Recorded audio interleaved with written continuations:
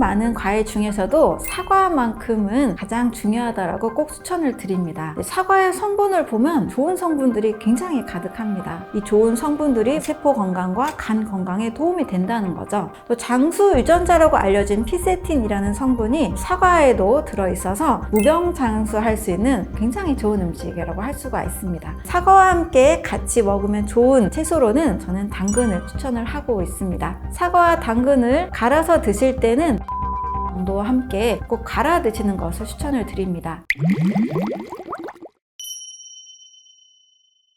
대부분 많은 분들이 다이어트를 접근할 때 아직은 저칼로리 그리고 운동을 많이 한다라는 두 가지 생각을 많이 하고 있습니다. 한마디로 칼로리를 적게 먹거나 많이 소모시키자, 칼로리 접근으로 많이 들어가시는 편입니다. 저는 이 칼로리 접근이 다이어트의 굉장히 큰 실패 요소라고 봅니다. 칼로리라는 것이 물 1도씨를 올릴 때 필요로 하는 열량을 측정한 겁니다. 한마디로 어떤 것을 태웠을 때 발생하는 열을 측정한 건데요. 사람의 몸은 불로 태우는 게 아니잖아요. 사람의 몸은 굉장히 복잡한 시스템으로 이루어져 있습니다. 그래서 칼로리 접근은 반드시 실패하게 됩니다. 저칼로리로 먹었을 경우, 또 지나친 운동으로 칼로리를 소모했을 경우 그것을 하지 않는 순간 다 요요 현상을 경험하게 됩니다. 멈추는 순간 다 돌아오기 때문에 크게 실패하는 요소라고 볼 수 있습니다. 굶게 되면 우리 몸은 기아 상태로 인식을 하게 됩니다. 지금 음식이 들어오고 있지 않다. 그러면 우리 몸이 비상 상태로 바뀝니다. 그러면서 다음에 음식이 들어왔을 때 어떻게 해서든 비축하려는 형태로 바뀌게 됩니다. 바로 그것이 요요 현상인 거죠. 계속 우리가 굶을 수 있는 게 아니잖아요. 일상생활로 돌아간 순간 다시 저장형 형태로 시스템이 바뀌기 때문에 더 심하게 체중이 증가하는 형태로 바뀝니다. 우리 몸이 신진대사를 원활하게 건강하게 만드는 다이어트를 할 때 살은 자동으로 빠진다라는 개념을 꼭 설명을 드리고 식사법을 교정을 해드리고 있습니다. 건강한 다이어트는 소화에서 시작하고 또 그 중에서도 제가 위, 장, 간의 건강을 항상 많이 강조합니다. 위는 음식을 먹었을 때 소화작용을 시작하는 장기잖아요. 음식을 쪼개기도 하고 여러 소화 요소들이 만나면서 분해되는 시점입니다. 자, 그리고 소장에서는 소화한 음식물의 영양을 흡수하는 상태라고 볼 수 있습니다. 그 다음에 간에서 하는 일은 탄수화물, 단백질, 지방에 들어온 이런 영양 성분을 가지고 우리 몸에서 아주 다양한 물질들을 만들어내는 거대한 화학 공장이라고 할 수 있습니다. 간은 500가지를 한다라고도 말씀을 드리는데요. 혈구를 생산하는 조혈작용, 면역 세포들이 활용하는 면역 단백질을 만들어내는 것, 호르몬의 원료, 이 모든 것들이 간에서 이루어집니다. 여기에서 음식을 통해서 섭취한 탄수화물이나 지방이나 단백질의 성분들을 가지고 이런 것들을 다 합성, 재가공하는 거예요. 이 과정에서 간의 기능이 제대로 되지 않는다면 이러한 합성하는 일들도 잘 되지 않을 겁니다.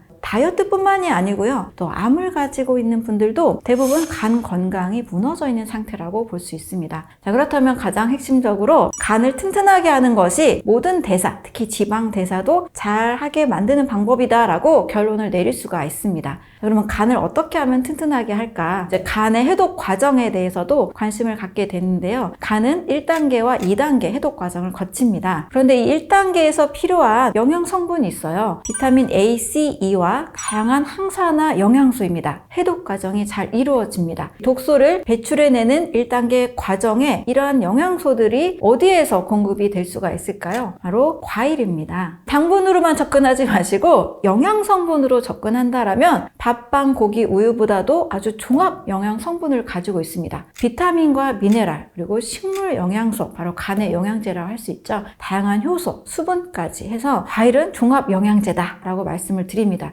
그리고 과일로 식사를 하게 될 경우에 충분한 영양소와 함께 에너지원이 되는 포도당, 과당, 자당 같은 당분이 들어오기 때문에 식사로도 굉장히 충분한 성분이 됩니다. 사람이 과일을 먹었을 때 소화 효소도 많이 필요가 없고 췌장도 보호를 받으면서 위, 장, 간이 모두 다 튼튼해지는 결과에 이르게 된다는 겁니다. 다이어트와 건강에 있어서 가장 중요한 간 건강, 과일이 왜 필요한지를 이해를 하셨으면 좋겠습니다.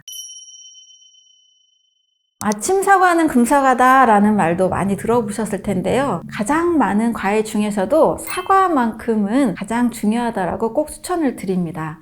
사과의 성분을 보면 좋은 성분들이 굉장히 가득합니다. 사과에 들어있는 팩틴이라는 식이섬유는 배변 활동에 도움이 되는 성분이고요. 또 아침마다 화장실을 갈 수 있게 만드는 굉장히 중요한 힘이 됩니다. 그리고 사과에 퀘르세틴이라는 또 항산화 물질이 있는데요. 항염 성분이면서 항암 성분으로 굉장히 많은 항산화 성분들이 있습니다. 그런데 이 퀘르세틴은 그 중에서도 아토피나 알레르기나 천식을 예방하고 또 치료에도 도움이 되는 굉장히 강력한 항산화 물질입니다. 사과, 양파에 많이 들어있는데요. 양파를 아침에 먹긴 힘들잖아요. 그래서 사과를 통해서 퀘르세틴을 섭취할 수가 있습니다. 과일 속에 들어있는 성분, 특히 사과의 우르솔산이라는 성분이 근육 형성에 도움이 됩니다. 또 장수 유전자라고 알려진 피세틴이라는 성분이 사과에도 들어있어서 사과가 또 장수, 무병장수할 수 있는 굉장히 좋은 음식이라고 할 수가 있습니다.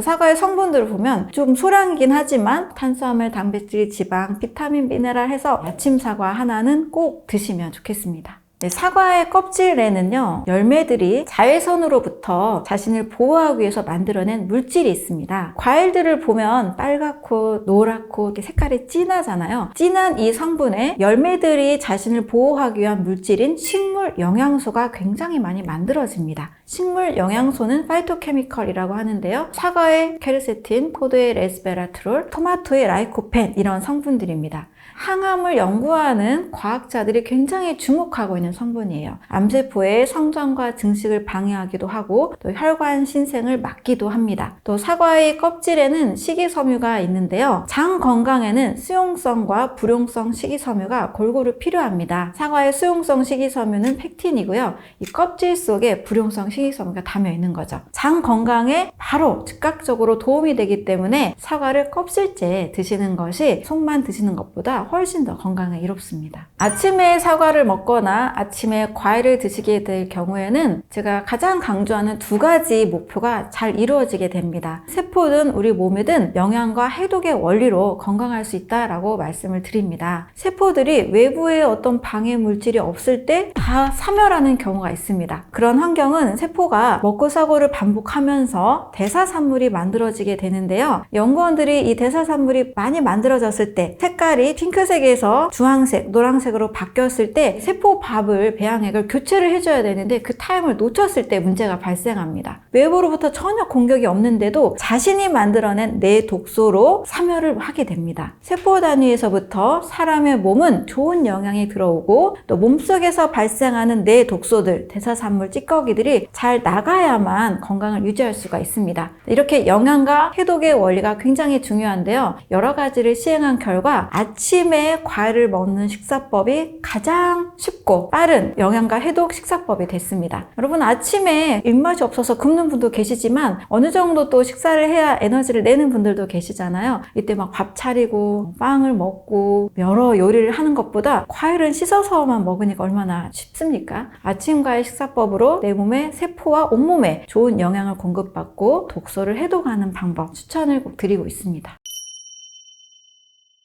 사과와 함께 같이 먹으면 좋은 채소로는 저는 당근을 추천을 하고 있습니다. 독일의 유명한 막스거슨이라는 의사 선생님이 계신데요. 이분은 당시 불치병이었던 피부 결핵과 또 폐결핵 그리고 말기 암 환자들을 식사법만으로 해결한 것으로 굉장히 유명합니다. 이분이 강조했던 내용은 바로 세포 대사 기능 장애와 간 건강이었습니다. 세포에서 나트륨과 칼륨의 대사가 원활할 때 온몸의 가장 핵심 장기인 간이 건강할 때 우리가 이겨낼 수 없는 병은 없다라고 강조를 했었던 거죠. 이분이 많이 처방했던 불치병이었던 편두통도 해결을 한 식사법의 원료가 사과, 당근, 샐러리, 브로콜리, 케일 같은 채소류입니다. 그 중에서도 이 사과와 당근의 조합을 많이 강조를 하고 있습니다. 그 이유는 사과와 당근의 분자 상태가 쪼개졌을 때 사람이 흡수도 굉장히 많이 되면서 이 좋은 성분들이 몸에서 굉장히 유익한 세포 건강과 간 건강에 도움이 된다는 거죠. 당에 특별히 문제가 없는 분들은 갈아서 드셔도 괜찮고요. 또 따로따로 썰어서 먹는 것도 괜찮습니다. 하지만 당분에 좀 위험이 있는 분들은요. 샐러리나 브로콜리, 양배추, 케일 같은 당분이 전혀 없는 채소들도 좀 같이 갈아서 드셔야 당분 위협에 문제가 없습니다. 사과에 들어있는 다양한 영양 성분과 당근에 들어있는 베타카로틴이나 루테인, 또 라이코펜 같은 이런 영양 성분들이 굉장히 잘 조화를 이루어서 우리 몸의 세포와 또 염증에도 소화에도 굉장히 좋은 효과가 있습니다. 모든 음식은 잘 소화시키고 잘 흡수시키는 것을 목표로 하면 좋습니다. 저는 생과일은 늘 씹어서 먹는 것을 항상 첫 번째 음식으로 선택하는 것을 추천을 합니다. 과일은 절대 단독으로 갈아 드시면 급격한 혈당 상승이 있기 때문에 그것은 절대 추천하지 않습니다. 당근의 경우는 채소 중에서 비교적 또 당분이 많은 채소이기도 합니다. 사과와 비슷한 만큼 당분이 있는데요. 사과와 당근을 갈아서 드실 때는 혈당 상승에 문제가 없는 분들은 크게 위협적이진 않지만 혈당 상승에 문제가 있는 당뇨 전 단계 분들은 샐러리나 양배추 정도와 함께 꼭 갈아 드시는 것을 추천을 드립니다. 자, 그런데 가끔 소화 기능이 많이 떨어지고 위장이 약한 분들이 계세요. 이런 분들은 또 생채소가 소화가 안 됩니다. 소화 기능이 약한 분들, 위장이 약한 분들은 익혀서 드시는 것을 추천을 드립니다. 익혀서 갈 경우에는 소화가 더 잘 되고 가끔 가스가 만들어지는 불편한 증상이 생기지 않습니다. 그래서 위장이 약한 분들은 당근, 양배추 이런 채소들은 꼭 익혀서 드시는 것을 추천을 드립니다. 아침 식사는 항상 과일을 드실 때 간 건강이 튼튼해지기 때문에 꼭 추천을 드립니다. 체지방을 빼고 우리는 근육을 증가하는 몸을 만들고 싶잖아요. 그래도 일상생활에서 조금 쉽게 실천할 수 있는 방법으로 점심과 저녁 식사를 좀 안내를 해드리겠습니다. 점심에는 쌀밥을 드시는 것을 좋아하실 겁니다. 그럴 경우에 현미 잡곡으로 최대한 드시되 소화가 안 되는 분들이 계시니까요. 꼭꼭 오랫동안 씹어서 드시는 것을 추천을 드립니다. 그리고 함께 곁들일 반찬으로는 해조류와 버섯류, 채소류, 밥상입니다. 버섯 같은 경우에는 우유보다도 단백질의 흡수율이 무려 2배가 높습니다. 버섯이 오히려 더 사람에게 잘 흡수가 되고 또 해조류도 굉장히 간과하기 쉬운데요. 김 같은 이 해조류에도 무려 단백질 함량이 전체 음식의 36%나 됩니다. 그래서 해조류에는 또 단백질과 함께 다양한 미네랄들이 몸의 균형을 이루어줍니다. 저는 세포 기능 또 간 기능에 집중을 하다 보니까 근육이 만들어지려면 단순히 고기를 많이 먹어서 근육을 만든다? 이 개념이 맞지 않다라는 건 잘 알고 계실 거예요. 그러면 우리가 늘 고기만 먹어도 근육질이 될 텐데 그러지 않잖아요. 근육이 합성되기 위해서는 다양한 성분이 필요한 겁니다. 그래서 아침 과일로 바꾸고 점심에 해조류, 버섯류 밥상을 했을 때 오히려 고기를 먹지 않았는데도 근육이 증가했다라는 분들이 종종 나옵니다. 해조류, 버섯류에 들어있는 다양한 비타민과 또 식물성 단백질을 추천을 드립니다. 자, 그리고 저녁 식사로는 빠르게 살을 빼고 싶다. 그럴 경우에는 과일도 드시지 마시고요. 오직 좋은 기름과 단백질을 섭취하시는 것을 추천을 드립니다. 좀 빠르게 살을 빼고 싶기 때문에 저녁만큼은 당분을 전혀 섭취하지 않는 거예요. 두부나 양배추나 쌈채소, 또 생선을 좋은 기름에 들기름이나 올리브유에 잘 튀겨서 채소를 먹는 것. 자, 이렇게 하면 단백질의 함량과 채소와 또 좋은 기름이 들어오게 됩니다. 우리 몸에는 좋은 기름이 들어왔을 때 세포와 또 간 기능과 여러 장기들이 튼튼해지면서 염증이 줄어들게 됩니다. 염증이 많은 몸은 절대 살이 쉽게 빠지지 않습니다. 왜냐하면 몸이 전쟁터이기 때문에 이 전쟁에 모든 에너지를 집중하지 지방 대사에 집중하지 못합니다. 그래서 염증이 해결이 돼야 살이 쭉쭉 빠지게 됩니다. 좋은 단백질과 좋은 기름과 채소를 통해서 염증을 해결하면 몸에서 빠르게 체중 감량이 일어나고 특히 체지방이 많이 빠지게 됩니다.